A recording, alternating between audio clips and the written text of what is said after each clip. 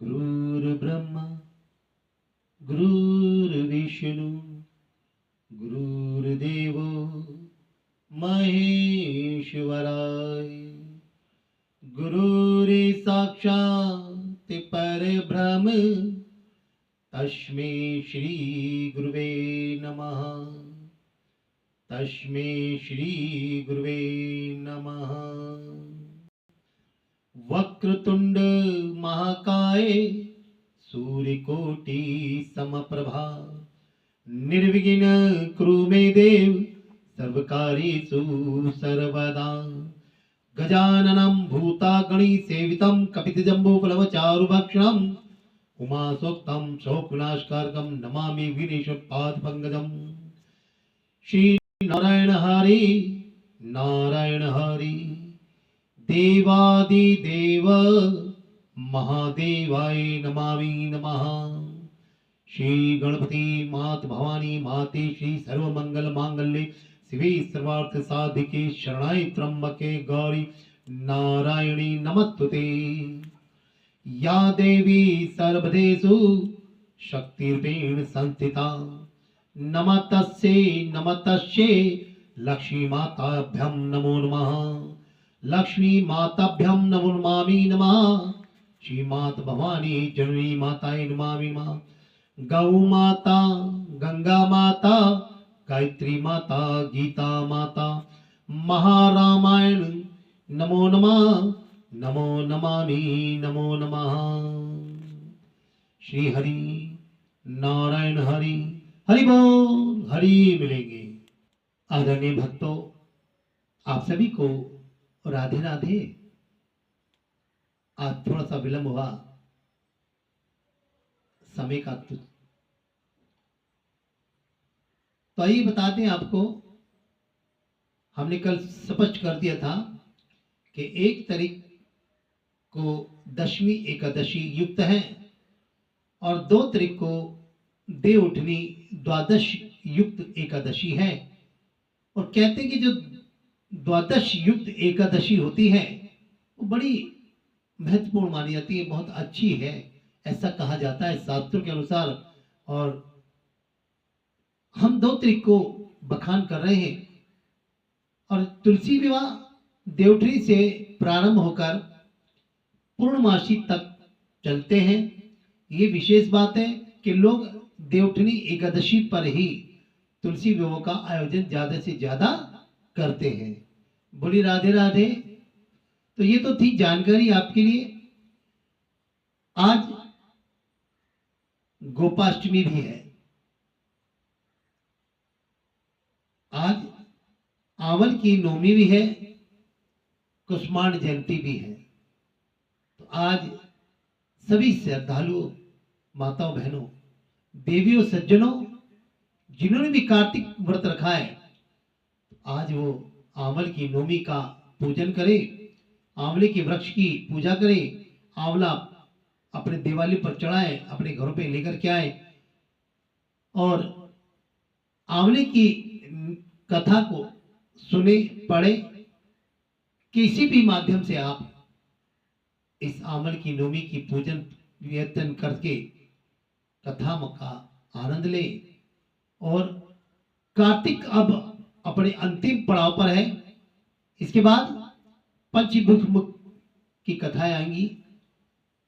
कुछ लोग इसमें अखंड दीपक जलाते हैं, कुछ लोग नियम का पालन करते हैं और कुछ लोग इस सिर्फ पूरे कार्तिक में ये 5 दिन ही व्रत करते हैं, जो पूरे कार्तिक का फल दे देता है, ऐसा भी माना गया है।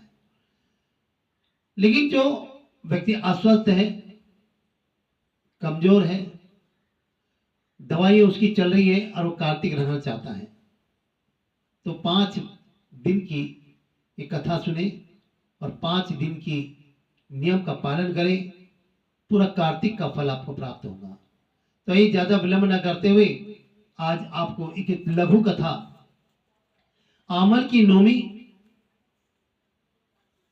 के बारे में जानकारी दे दें। वैसे तो प्रत्येक दिन हम लोग आपको जानकारियां ज्यादा, कथाओं को छोटा करके बता रहे हैं।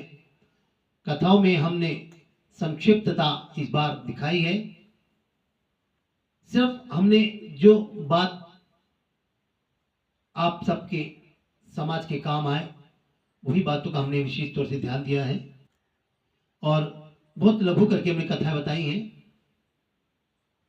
तो चलिए, आमल की नौमी आप सभी को नारायण हरि, राधे राधे, हरिहर महाराज की जय। एक दिन आंवलिया राजा था, एक आंवलिया राजा था जो रोजाना 1.25 मन सोने का आंवला दान करके जीता था। एक दिन उसके बेटे बहू ने सोचा कि अगर इतना आंवला रोज दान करेंगे तो सारा धन समाप्त हो जाएगा, सारा धन समाप्त हो जाएगा। उसके बेटे और बहू के मन में ये बात आई। बेटा बाप से कहने लगा कि ऐसे तो सारा धन लुटवा दोगे, अब आंवला दान नहीं करना। राजा रानी दुख के मारे उजाड़ खेत में जाकर बैठ गए। उन्होंने वहां भूखे प्यासे बैठे हुए 7 दिन बिता दिए। राजा रानी दुख के मारे दुखी तो थे और वो एकांत में जाके बैठ गए भूखे प्यासे। वो 7 दिन तक ऐसे रहे। उन्हें वहां भूखे प्यासे बैठे हुए 7 दिन जब बीत गए तो राजा आंवला दान नहीं कर सका और आंवला दान किए बिना खाना कैसे खाए। ये तो नित्य नियम था उसका। अब ऐसी परिस्थिति आ गई, 7 दिन भूखे प्यासे रहे, आंवला की नौमी आई, आंवला दान नहीं हुआ। बहुत ध्यान से सुन लेना क्योंकि इसमें कुछ बातें हैं जो बस समझ में आनी है, बस कुछ शब्दों का फेर होता है। हाँ, राधे राधे बोलिए आप। हाँ, राधे राधे। हमने आंवला बताया था कि कब कब नहीं खाना है, कब कब कैसे क्या नहीं करना है। बाकी आंवले के जल से भी आप स्नान कर सकते हैं, बड़ा पावन स्नान माना जाता है वो मैं दोबारा से रिपीट कर दूंगा। हाँ, समय को देखिए जरा, अभी थोड़ी कम बातें करते हैं, थोड़ी सी कथा है फिर बात करते हैं। हाँ बोलिए राधे राधे। हाथ उठा के, हाथ उठा के, राधे राधे। तो इस प्रकार से वो दान नहीं कर पाया। अब भूखे प्यासे तो था ही, सोचे कि अगर मैं इनका सत नहीं रखूंगा तो दुनिया में कोई मुझको नहीं मानेगा। उसके मन में बात हो गई कि सत्य को तो रखना है। भगवान ने राजा से सपने में आकर के कहा कि तू उठ, देख तेरे पहले के जैसा ही राजपाट हो जाए रहा है, आंवले का पेड़ उग रहा है, उठकर आंवला दान करो। और नजीमो राजा रानी ने उठकर देखा तो पहले जैसा ही राजपाट और सोने का आंवला हो रहा था। वे लोग रोजाना पहले की तरह 1.25 मन सोने का आंवला दान करने लगे। उधर बेटे बहू के अन्नदाता से बेर पड़ गया। आसपास के लोग कहने लगे कि जंगल में एक आंवला दान करने में लगा है। उधर बेटे बहू के अन्नदाता से बैर पड़ गया और आसपास के लोग कहने लगे कि जंगल में एक आंवलिया राजा आया है, वहीं रहता है, उनके पास चलो जाओ, वे तुम्हारा दुख दूर कर देंगे। वे लोग वहां पहुंचे तो रानी ऊपर से देख लिया, आदमी से कहा कि इनकी काम पर रख लो, इनसे काम तो कम कराओ और मजदूरी ज्यादा देना। अब किनको कहा है कि सब के सब वहां पहुंचे, उनमें उसका बेटा बहू भी थे और वो मां पहचान गई, रानी पहचान गई। उन्होंने अपने राजा से कहा कि इनको नौकरी पर रख लो, इनको मजदूरी कम कराना और मजदूरी ज्यादा दे देना। पैसे ज्यादा देने की बात आई, काम कम कराएंगे लेकिन पैसे पूरे देंगे। भाई क्या बात हुई, कौन थे क्या थे?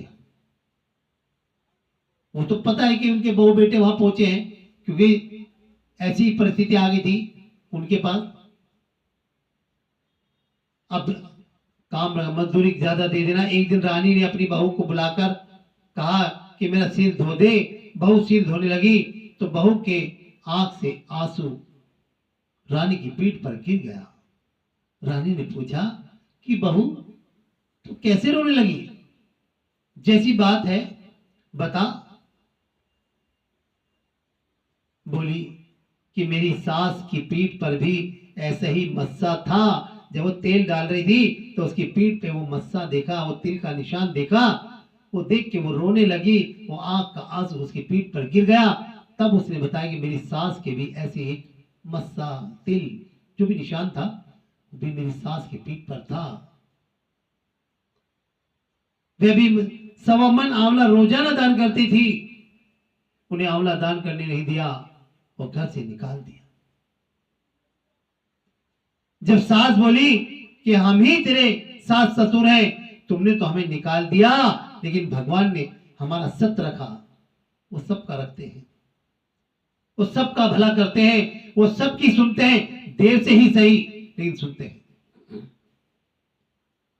हे भगवान, जैसे राजा रानी का सत रखा वैसे सबका रखना।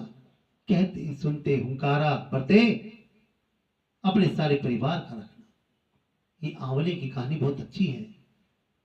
बोलिए सदगुरुदेव भगवान की जय, राधा रानी की जय, सुयोगमुनि महाराज की जय, पावन धाम की जय।